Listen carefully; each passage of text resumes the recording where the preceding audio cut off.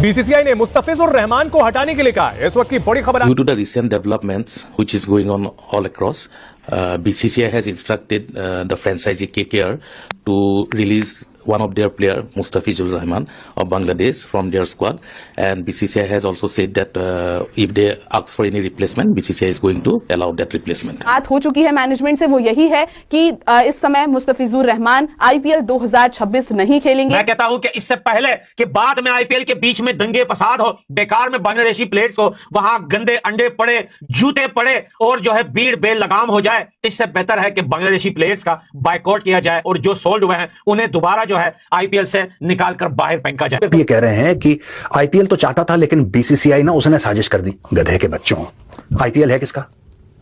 IPL है किसका? ढाका में कोई बनियान कच्छे बनाने की कंपनी, उसका आईपीएल है? अबे BCCI is the controlling authority. क्या बात कर रहे हो यार? कह रहे आईपीएल चाहता था, बीसीसीआई नहीं चाहता था। और ये वही लोग हैं, मैं बता रहा हूं, इनको तो क्रिकेट में भी जलील करना बाकी है ये बांग्लादेशियों को। ये ऐसे हैं कि एडवर्टाइजिंग चल रही है, इतना जहर है। अबे तुम्हारा देश हमने बना के तुम्हें दिया है, जो तुम्हारा मुल्क है ना बांग्लादेश, तुम्हें हमने बना के दिया है।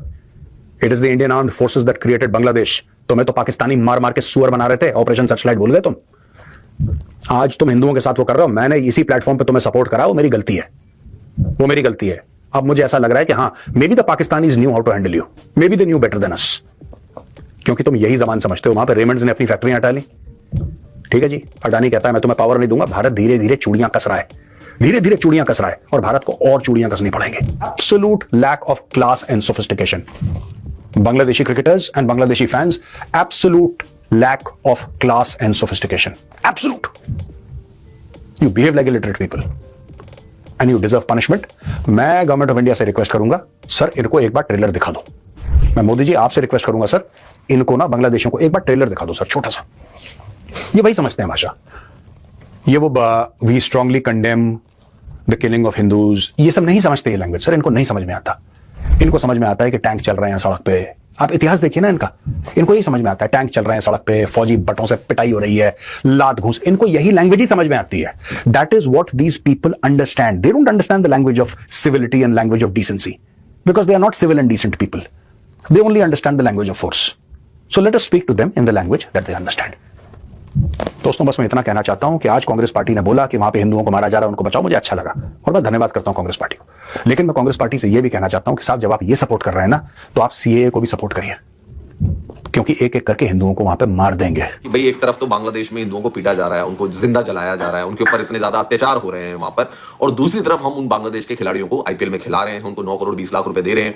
लोगों ने सवाल शाहरुख खान के ऊपर भी उठाया, जो कि केकेआर के ओनर हैं, उनके ऊपर सवाल उठाया कि भाई शाहरुख खान हमेशा ही ऐसा क्यों करते हैं।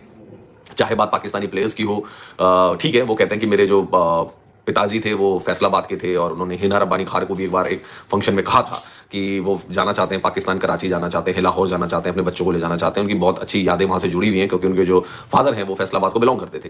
तो लोग यही सवाल पूछ रहे हैं कि शाहरुख खान की टीम में हमेशा से मतलब शोएब अख्तर को वो ले लेते हैं, वसीम अकरम को वो कोच बनाते हैं, है ना। यासिर अराफात ने अपने एक इंटरव्यू में कहा था कि शाहरुख खान को उनका फोन आया था कि वो अपनी टीम में उनको शामिल करना चाहते हैं। यासिर अराफात जो कि पाकिस्तान के बॉलर थे, उनके बारे में अगर बात की जाए तो उन्होंने भी यही कहा था। तो बहुत सारे पाकिस्तानी प्लेयर जो है वो केकेआर से खेले हैं, वो तो पाकिस्तानी प्लेयरों पर बैन लग गया, वरना केकेआर में हो सकता था 11 खिलाड़ी भी खिलवा देते, वो ऐसे उनके ऊपर आरोप लग रहे हैं कि हो सकता था शाहरुख खान 11 के 11 पाकिस्तानी खिलाड़ी खिला देते अगर लिमिटेशन नहीं होती 4 खिलाड़ी। फिर आपको पता है फिर सपोर्ट भी मिल जाता उनको, एक समाज पूरा सपोर्ट भी कर देता उनको। तो ये आरोप जो है शाहरुख खान के ऊपर लग रहे हैं, और ये भी लग रहा है कि भाई बांग्लादेशी प्लेयरों को आप क्यों मतलब इतना प्रमोट कर रहे हो कि 9 करोड़ 20 लाख रुपए तक देने के लिए उनको। कॉन्फ्लिक्ट चल रहा है बांग्लादेश में, आपको पता है कि वहां पे बहुत मामला खराब चल रहे हैं, पॉलिटिकली कंसर्न्स चल रहे हैं, बहुत चीजें खराब है बांग्लादेश में, प्रोटेस्ट भी चल रहे हैं। अब जाहिर है ये चीजें तो सही नहीं होती, कोई भी कहीं भी हो तो किसी की भी जान जाए तो उसका तो हर इंसान को दुख होता है, कोई भी हो, यहाँ पर वहां पर भी कोई जान नुकसान हुए, जाहिर है वो एक चीज तो बिल्कुल ठीक नहीं रहती है।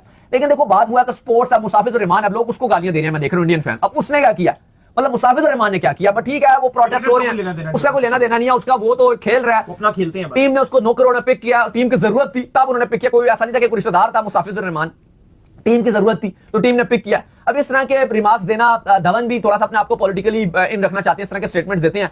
बीइंग अगर ह्यूमन आपको भी थोड़ा ख्याल रखना चाहिए। अभी धवन के ऊपर जो इंडिया की वो एजेंसी थी वो इनके पीछे पड़ गई थी, इन्होंने बैटिंग को प्रमोट कर रहे थे, इवन इंडिया ने बैन लगा दिया था जो कि गवर्नमेंट थी, उसके बावजूद ये बैटिंग प्रमोट कर रहे थे। अगर आप इतने तो आपको ये भी सोचना चाहिए कि जो आपके फैंस हैं वो आपको पसंद करते हैं, आपको प्यार करते हैं, तो आपको थोड़ा सा ख्याल रखना चाहिए कि आप अपने फैंस को जुए पे मत लगाओ। आपके पास पैसे की कमी है, कितना आपने आईपीएल खेला, इंडिया खेला, आईसीसी इवेंट खेले हैं, जीते भी हैं, चैंपियंस ट्रॉफी भी जीते थे आप 2013 की, मतलब क्या कमी है आपके पास?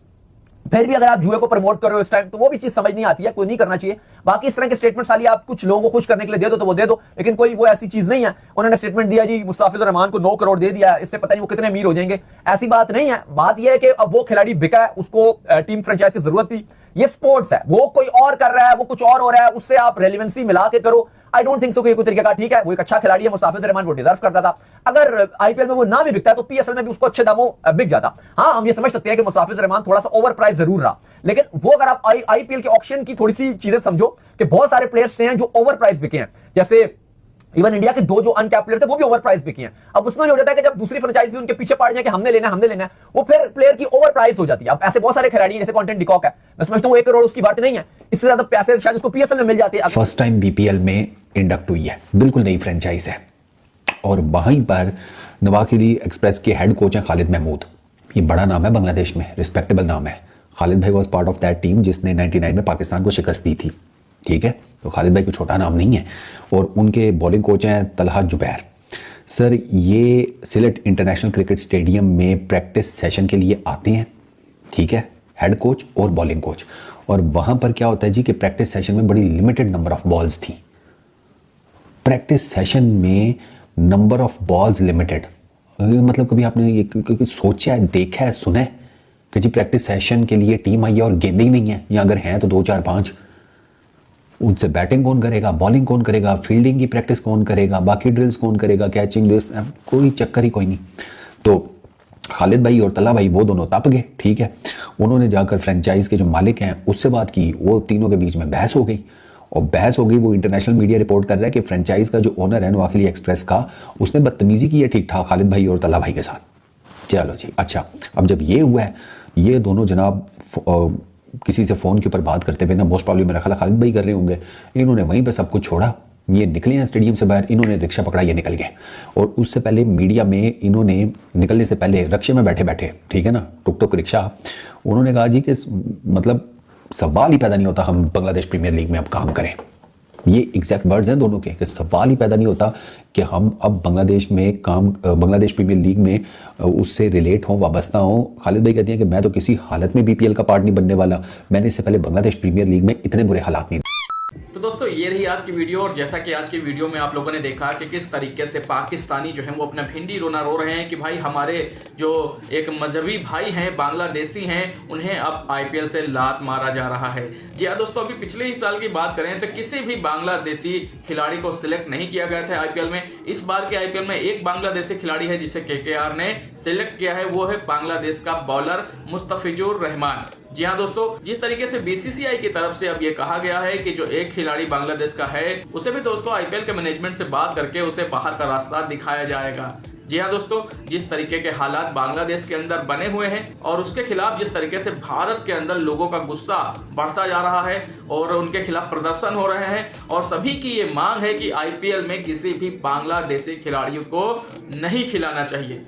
काफी लोगों का सपोर्ट मिल रहा है, और इसी को मद्देनजर रखते हुए बीसीसीआई ने यह फैसला लिया है कि आईपीएल में किसी भी बांग्लादेशी खिलाड़ी को नहीं खिलाया जाएगा। अब इस बात को लेकर दोस्तों पाकिस्तान की मीडिया में चर्चा है कि ऐसा कैसे हो सकता है, किसी बांग्लादेशी खिलाड़ी को आप क्यों नहीं खिला सकते हैं। तो ऐसी दोस्तों तमाम सी चर्चाएं पाकिस्तान के सोशल मीडिया और मीडिया में फैल रही हैं, और उनको बहुत ही दर्द हो रहा है। वो दर्द तो आपको पता ही दोस्तों इसलिए हो रहा है कि भाई पाकिस्तानी जो है वो बांग्लादेशियों को अपना मजहबी भाई मानते हैं, अपना औलाद मानते हैं, लेकिन दोस्तों ये दोनों मुल्क भूल जाते हैं कि इनका भी बाप भारत है।